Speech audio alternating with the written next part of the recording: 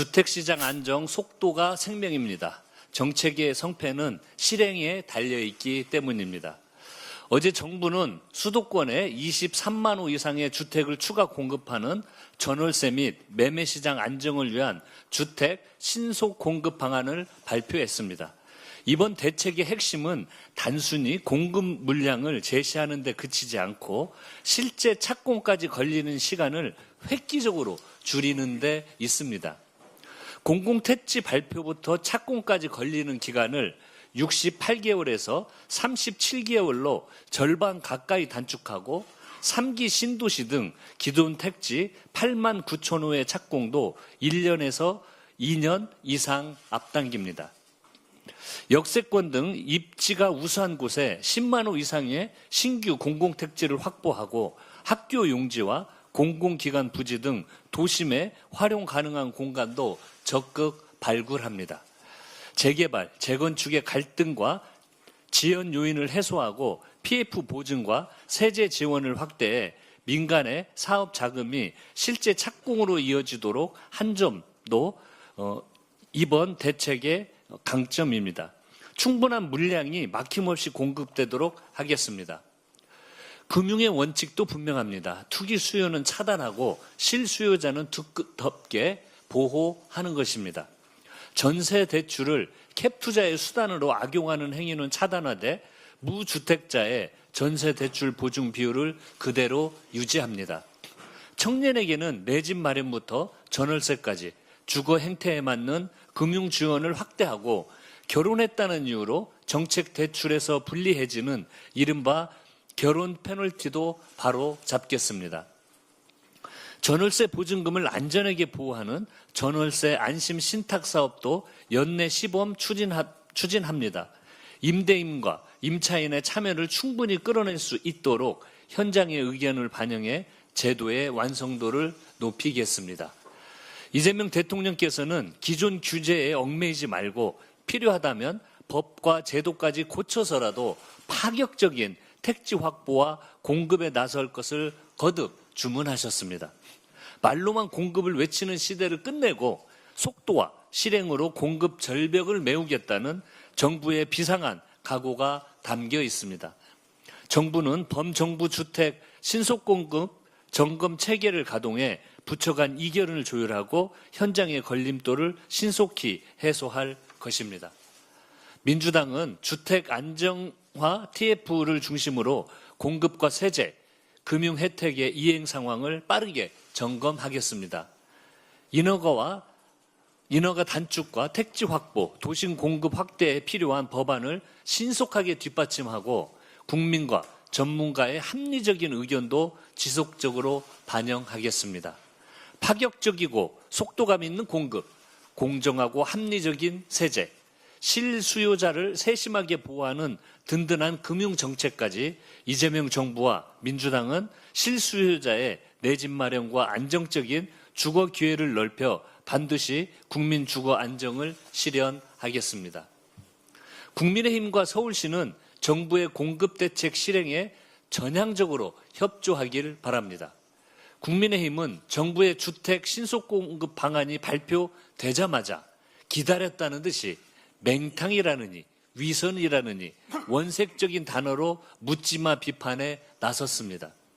오세훈 서울시장도 협력할 부분은 적극 협력하겠다면서도 실거주 집착 정책이라는 자극적인 표현으로 정부를 비난했습니다.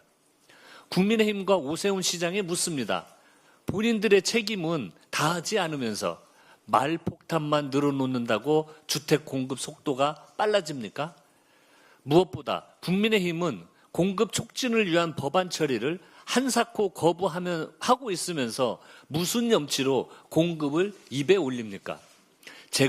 재건축 사업기간 단축을 위한 도시정비법, 공공택지 신속 공급을 위한 공공주택법, 미사용 학교용지 개발을 위한 학교용지 복합개발 특별법 등 정부의 97 대책 후속 법안조차 국민의힘의 목리 때문에 1년째 처리하지 못하고 있습니다. 이제 더는 좌시할 수 없습니다. 좌시하지 않겠습니다. 국민의힘이 내팽개친 민생과 국민 주거 안정을 민주당이 책임지겠습니다. 주택 공급의 속도를 획기적으로 개선할 수 있도록 관련 법안 처리를 신속히 마무리하겠습니다. 역사를 잊은 민족에게 미래는 없습니다. 오는 15일은 81주년 광복절입니다. 광복은 빼앗긴 나라를 되찾은 기쁨과 함께 국민이 주권자가 되는 나라를 세우기 위한 위대한 출발이었습니다.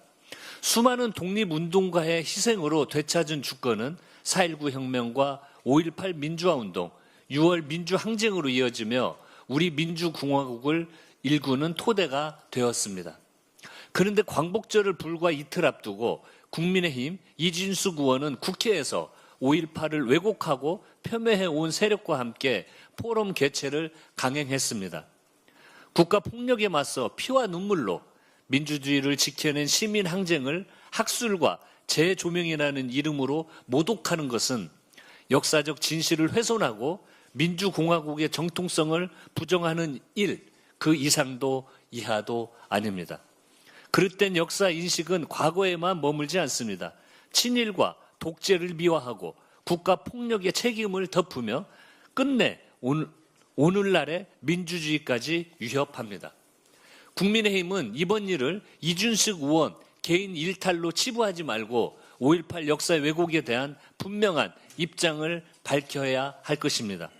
이준석 의원에 대한 책임 있는 조치에도 즉각 나서기 바랍니다. 나서지 않으면 저희들이 나서겠습니다. 역사를 잊은 민족에게 미래는 없습니다. 민주당은 81주년 광복절을 맞아 광복의 숭고한 정신을 기리고 민족의 정체성과 역사적 정의를 바로 세우는 일에 한치의 소홀함도 없도록 하겠습니다. 하나의 민주당, 더 강한 민주당으로 다시 만나겠습니다. 오늘은 제가 당대표 직무대행으로 주재하는 마지막 최고위원회입니다. 지난 6월 25일 당대표 직무대행의 소임을 맡으며 민심을 모으고 당심을 하나로 모으는 일을 첫 번째 사명으로 삼겠다고 말씀드렸는데 어느덧 2달 가까운 시간이 흘렀습니다. 집권 여당의 책임은 한순간도 가볍지 않았습니다. 멈춰있던 후반기 국회 원구성을 마무리해 일하는 국회의 문을 열었고 무엇보다 검찰개혁의 마지막 퍼즐이었던 형사소송법 개정안도 완수했습니다.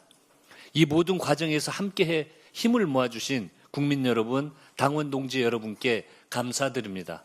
특히 여기 계신 우리 황명선 최고위원님, 강덕구 최고위원님, 박지원 최고위원님, 박규환 최고위원님 그동안 수고 많이 하셨고 감사합니다. 이제 새로운 지도부를 맞이할 시간입니다. 이번 주말 호남을 시작으로 경기, 서울 순회 경선을 거쳐 17일에는 드디어 당원 여러분께 선택받은 새로운 당대표가 선출됩니다. 이번 전당대회는 그 어느 때보다 뜨거운 열기 속에서 진행되고 있습니다. 치열하게 경쟁하되 그 경쟁의 끝에서 우리는 반드시 하나가 되어야 합니다. 경쟁의 열기는 통합의 동력으로, 각 후보자들의 비전은 민주당의 자산으로 모아서 하나의 민주당, 더 강한 민주당이 되어 이재명 정부의 성공과 국민의 더 나은 삶을 위해 다시 힘차게 뛰어야 합니다. 마지막 순간까지 공정하고 안정적으로 전당대회를 관리해서 당대표 직무대행으로서 맡은 바 소임을 다하겠습니다. 감사합니다.